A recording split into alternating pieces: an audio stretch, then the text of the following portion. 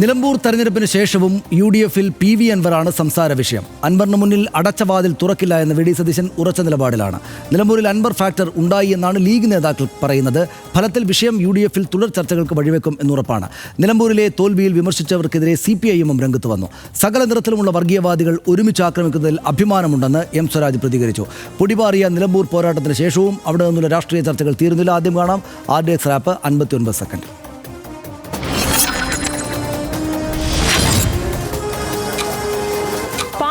വീട്ടിലെത്തിയാണ് ആര്യാടൻ ഷൗക്കത്ത് സാദിഖ് അലി തങ്ങളെ കണ്ട് നന്ദി അറിയിച്ചത്. മുസ്ലിം ലീഗിന്റെ പിന്തുണയെയും തെരഞ്ഞെടുപ്പ് പ്രവർത്തനത്തെയും വാനോളം വാഴ്ത്തി ഷൗക്കത്ത്. മുന്നണിക്ക് ആത്മവിശ്വാസം നൽകുന്ന വിജയമാണ് ആര്യാടൻ ഷൗക്കത്തിന്റേതെന്നും തങ്ങൾ പറഞ്ഞു. അതേസമയം നിലമ്പൂരിൽ ഇരുമുന്നണികളെയും വിറപ്പിച്ച PV അൻവറിന്റെ UDF പ്രവേശനം ഉടൻ നടന്നേക്കില്ല. തെരഞ്ഞെടുപ്പിന് ശേഷവും അൻവറിനെ കുറിച്ചുള്ള ചോദ്യങ്ങൾ അവഗണിക്കുകയാണ് VD സതീശൻ. ആര്യാടൻ ഷൗക്കത്തിനോടുള്ള എതിർപ്പിൽ മത്സരത്തിനിറങ്ങിയ അൻവർ ഏറ്റവും കൂടുതൽ ആക്ഷേപിച്ചത് സതീശനെയായിരുന്നു. അതേസമയം നിലമ്പൂരിൽ അൻവർ ഫാക്ടർ ഉണ്ടെന്ന നിലപാടിലാണ് മുസ്ലിം ലീഗ് നേതൃത്വം. തെരഞ്ഞെടുപ്പിലെ തിരിച്ചടിക്ക് ശേഷം ഇടത് സ്ഥാനാർത്ഥിയായിരുന്ന M. സ്വരാജിന്റെ പ്രതികരണം ഇന്ന് ഫേസ്ബുക്കിലൂടെ പുറത്തുവന്നു. സംഘപരിവാരവും ജമാഅത്തെ ഇസ്ലാമിയും ഒരേ സ്വരത്തിൽ ഇടതുപക്ഷത്തിന്റെ തോൽവിയിൽ പരിഹാസവും നുണയും ചേർത്ത് ഇടതുപക്ഷത്തെ ആക്ഷേപിക്കുന്നു. സകല നിറമുള്ള ഭീകരവാദികളും ഒരുമിച്ച് ആക്രമിക്കുന്നതിൽ കവിഞ്ഞ് സന്തോഷം വേറെയില്ലെന്നും സ്വരാജ് ഫേസ്ബുക്കിൽ എഴുതി. RDX rap news Malayalam.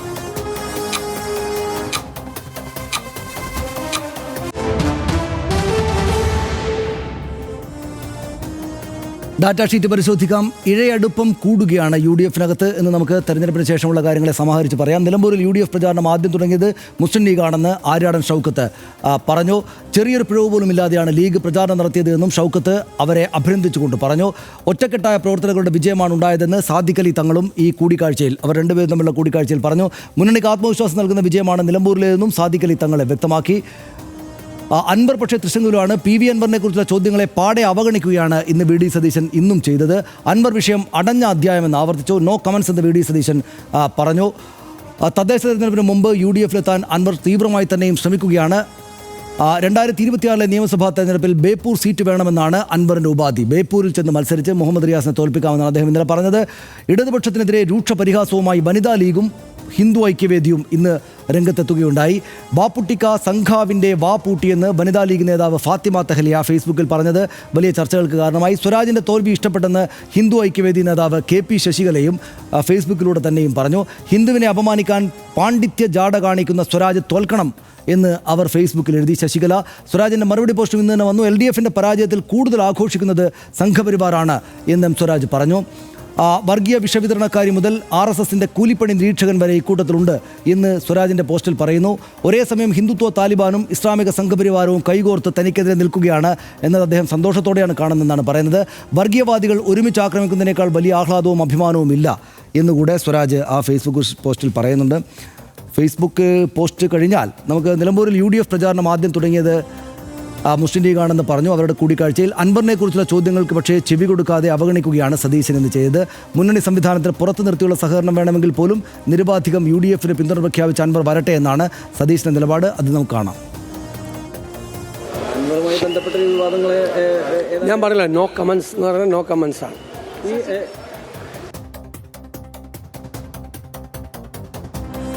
അൻവറിൻ്റെ കാര്യത്തിൽ നിലപാട് പറയേണ്ടത് UDF ആണെന്ന് ആര്യാടൻ ഷൗക്കത്ത് ഇന്ന് വ്യക്തമാക്കി. അതുകൂടെ നമുക്ക് കാണാം. ഞാനല്ല അൻവറിനെ എടുക്കുന്നത്, ഞാനല്ല അൻവറിനെ എടുക്കണ്ട എന്ന് പറയുന്നത്.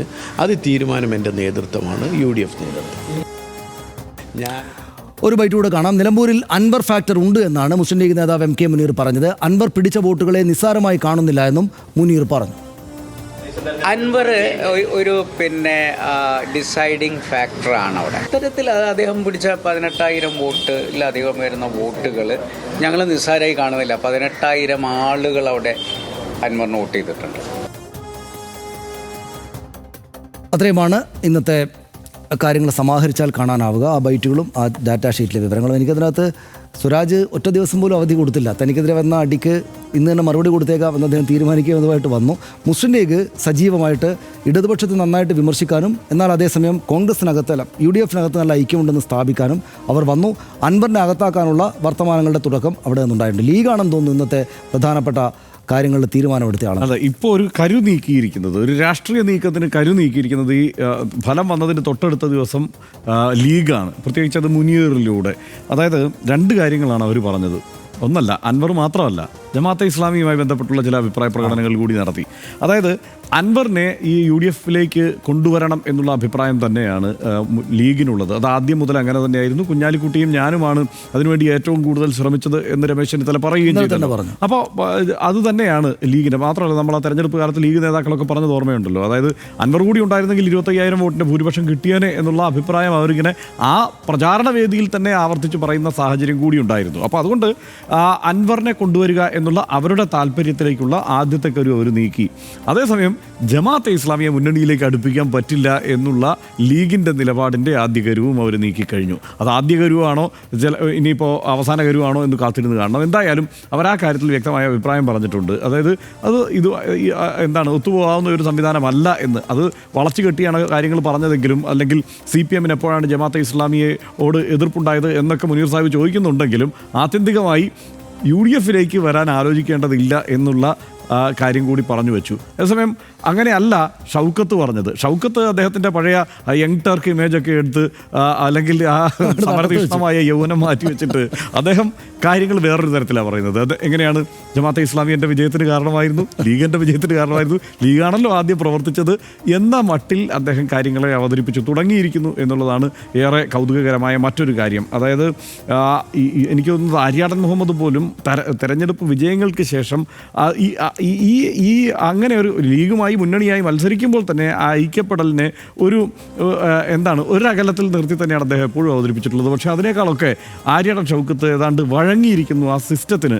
സത്യത്തിൽ UDF-ന് വഴങ്ങിയിരിക്കുന്നത് ആര്യാടൻ ഷൗക്കത്താണ് എന്ന് വേണമെങ്കിൽ ഇപ്പോൾ രണ്ടാം ദിവസത്തെ പ്രതികരണത്തിൽ പറയാം. മറ്റൊന്ന് ഈ ആരുടെയാണ്, നമ്മുടെ M സ്വരാജിൻ്റെ പ്രതികരണമാണ് ഇതുമായി ബന്ധപ്പെട്ട്. അതായത് ഈ സംഘികൾക്ക് ഞാൻ സുഡാപ്പി, സുഡാപ്പികൾക്ക് ഞാൻ സംഘി എന്ന് പറയുന്ന ഒട്ടേറെ പേരെ നമ്മൾ കണ്ടിട്ടുണ്ട്. പ്രത്യേകിച്ച് അത് ലെഫ്റ്റിൽ നിന്നാണ് കൂടുതൽ ആളുകൾ ആ നിലയ്ക്ക് ആരോപണത്തിന് വിധേയരാവുക.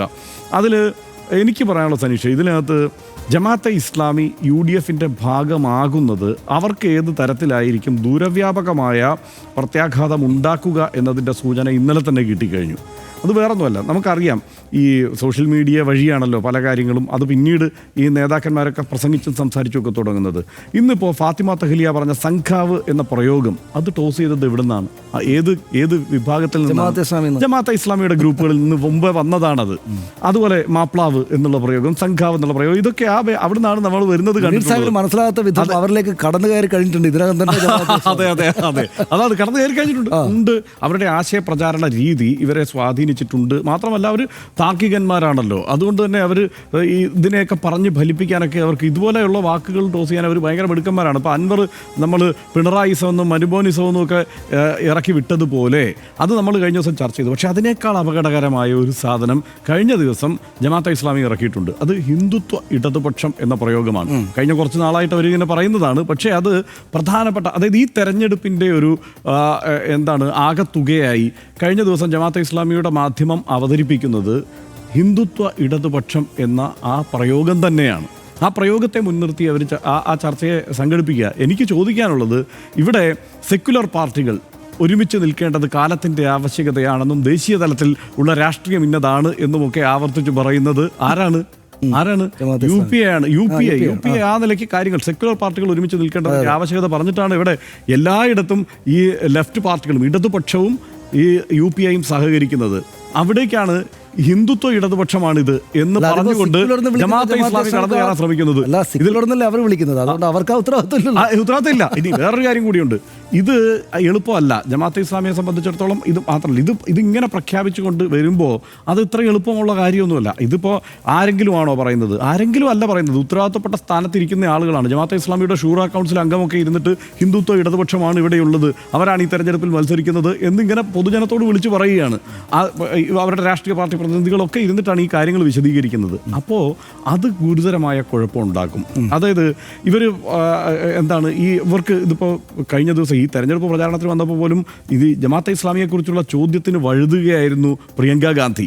അത് ഇനി തുടരും അങ്ങോട്ട്. അതുകൊണ്ട് അവർക്ക് എളുപ്പമല്ല ഈ UDF-ലേക്ക് ജമാഅത്തെ ഇസ്ലാമിയെ അടുപ്പിക്കുക എന്നത്. ഇതിൽ ഏറ്റവും തമാശയുള്ള കാര്യം ഈ മതരാഷ്ട്രവാദമൊക്കെ ഞങ്ങൾ ഉപേക്ഷിച്ചു, ഇവരുപേക്ഷിച്ചു എന്ന് VD സതീശൻ അടക്കം പറയുന്നുണ്ട്. അത് ഈ RSS പറയുമല്ലോ, ഞങ്ങൾക്ക് ജാതിയില്ല. ജാതി ഇല്ലാത്ത ഒരു പ്രസ്ഥാനം എന്ന് പറഞ്ഞു കഴിഞ്ഞാൽ കേരളത്തിൽ RSS ആണെന്ന് തോന്നും. പക്ഷേ അടിസ്ഥാന പ്രമാണം മനുസ്മൃതിയാണ്. ആ പറയുന്നത് പോലെയാണ് ഞങ്ങൾ മതരാഷ്ട്രവാദമെല്ലാം ഉപേക്ഷിച്ചു എന്ന് പറയും. പക്ഷേ മൗദൂദിയാണ് അടിസ്ഥാന പ്രമാണം എല്ലാം കെട്ടി അവതരിപ്പിച്ച് വെച്ചിരിക്കുന്നത് എന്നുള്ള സാഹചര്യം ഇപ്പോഴും ഉണ്ട്. അതാണ് അത് എനിക്ക് തോന്നുന്നത് ഇപ്പോഴും ഹർഷം. പക്ഷേ ഈ പറഞ്ഞ കാരണങ്ങളെല്ലാം കൊണ്ട് തന്നെ അൻവറിന് കുറച്ചുകൂടി എളുപ്പമാണ് UDF-ലേക്കുള്ള പ്രവേശനം. VD സതീശൻ പരമാവധി വഴങ്ങിയിട്ട് ഇങ്ങോട്ട് കയറിയാൽ മതി, നന്നായിട്ട് കുനിഞ്ഞ് അകത്തേക്ക് കയറിക്കോളൂ എന്ന് പറയാവുന്നതാണ്. ആ ഡോർ താഴ്ത്തി വെച്ച് കൊടുത്തിരിക്കുകയാണ് സതീശൻ ചെയ്തിരിക്കുന്നത് എന്നല്ലാതെ ഈ അൻവർ UDF-നൊപ്പം ഉണ്ടാകും അടുത്ത തെരഞ്ഞെടുപ്പ് ആകുമ്പോഴേക്കുള്ള കാര്യത്തിൽ എനിക്ക് സംശയമില്ല. പക്ഷേ ജമാഅത്തെ ഇസ്ലാമിയുടെ കാര്യത്തിൽ കുറച്ചുകൂടെ നന്നായിട്ട് കഠിനമായിട്ട് ഇപ്പം തന്നെ ജമാഅത്തെ ഇസ്ലാമി സത്യം പറഞ്ഞാൽ UDF-ന് വേണ്ടിയിട്ട് 100 രൂപ കൊടുത്താൽ 300 രൂപയുടെ പണിയെടുക്കുന്നവർ അധ്വാനിക്കുന്നുണ്ട്. ഈ തെരഞ്ഞെടുപ്പ് കാലം തൊട്ട് അവർ സകലയിടത്തും അവരാണ് ഏറ്റവും കൂടുതൽ പണിയെടുത്തുകൊണ്ടിരിക്കുന്നത്. ഭയങ്കരമായിട്ട് ഈ പറഞ്ഞ ഡയലോഗെല്ലാം അടിച്ചിട്ട് UDF-ന് വേണ്ടി നന്നായിട്ട് ജോലി ചെയ്യുന്നുണ്ട്. CPM-നെ ടാർണിഷ് ചെയ്യാനും സ്വരാജിനെ സംഘാവ് എന്ന് ലീഗിന്റെ നേതാവിനെ കൊണ്ട് വിളിപ്പിക്കാൻ ഉതകുന്ന വിധത്തിലേക്ക് കോമ്പണൻസ് അങ്ങോട്ട് ഇട്ടുകൊടുക്കുകയും ചെയ്യുന്നത്. അതായത് സ്വരാജ് ഹിന്ദുത്വ ഇടതുപക്ഷ പ്രയോഗം ഇനി നമ്മൾ ഉടനെ തന്നെ UDF-ൽ നിന്ന് കാണാൻ തമാശ എന്താ വിജയരാഘവനെതിരെയാണ് ഇവര് സംഘാവ് എന്ന് പ്രയോഗിച്ചാൽ കുറേ ഒരു കൂട്ടത്തിന് മനസ്സിലാവും. കാരണം വിജയരാഘവൻ പലതരത്തിൽ ഇവരോട് നിന്ന് മുട്ടിയിട്ടുള്ള ആളാണ്. പക്ഷേ സ്വരാജ് ഹിന്ദു സംഘാവാണെന്ന് വെച്ചാൽ അതായത് BJP-ക്കാർ പോലും ചിരിക്കും. അങ്ങനെയാണ് കാര്യങ്ങൾ ചെയ്തിരിക്കുന്നത്. ഒറ്റ കാര്യം കൂടെ പറഞ്ഞാൽ നിർത്താം. പക്ഷേ ഇതിൻ്റെ എല്ലാം കൺക്ലൂഷൻ ഹർഷൻ എനിക്ക് തോന്നുന്നത് കേരളത്തിൽ അടുത്ത നിയമസഭാ തെരഞ്ഞെടുപ്പ് വരുന്ന കാലം വരെയുള്ള കാലത്തേക്ക് UDF LDF തമ്മിലുള്ള പോരാട്ടം തന്നെയാണ് കേരളത്തിൽ എന്ന കാര്യം ഒന്നുകൂടി എസ്റ്റാബ്ലിഷ് ചെയ്യപ്പെടുകയാണ് ചെയ്യുക എന്ന് എനിക്ക് തോന്നുന്നു.